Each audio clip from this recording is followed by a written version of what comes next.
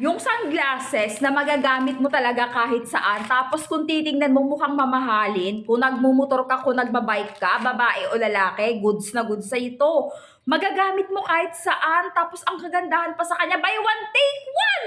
Naka-discount sale, be, buy one, take one. So, ito yung appearance niyan, as in buy one, take one talaga. So, dalawa na marireceive mo, isa lang binili mo. Gusto mo ba yon? Siyempre, gusto natin yon, yung talagang marami tayong mapagagamitan, tapos at least, pwede natin ipangregalo yan. Naka-discount sale yung sunglasses na pang malupitan dahil nga tingnan mo naman. Look at the frame. Look at the lens. Oh, di ba? Naka-discount sale. Ito yung length. Anong gagawin? Siyempre, be, hindi ka magkakaroon yan kung hindi ka mag-check out kasi nga buy one, take one nga. Oh, bilisan mo na.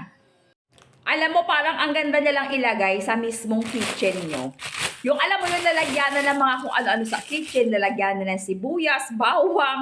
Alam mo yon, eto yon. Pero ako parang gusto ko siyang ilagay sa center table doon sa sala namin. Tapos lagyan ko siya ng mga snack, lagyan ko siya ng mga biscuit. So eto nga, may biscuit ako dito para yung, alam mo yun, pag may mga bisita kayo or kahit na kayo, pag nakatambay kayo sa sala nyo, nanood kayo ng TV, gusto nyo mag-food trip, o ayan, o. Kuha-kuha ka lang dyan. Ayan lang yung mga may wagang technique. Maglalagay tayo ng pantry sa sala. O, di ba? O, ganyan lang. Ito yung gusto ko na nakita ko or gusto kong gawing idea sa kanya. So, ipatong ko lang siya ng ganyan. Ang ganda nito, betas ang mura lang nito. Para siyang style coffee. Tapos, ayan, oh. Di ba?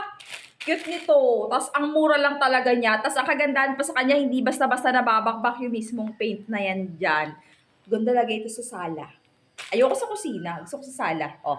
Click mo na, be. Gusto mo rin ng ganito. Lagay ko dun sa may center table namin sa sala para at least pag nanonood kami ng TV, gusto namin mag-snack, hindi na kayo pupunta ng kusina para kumuha ng mga biscuit namin. Nandun sa mismo sa may sala. Oh.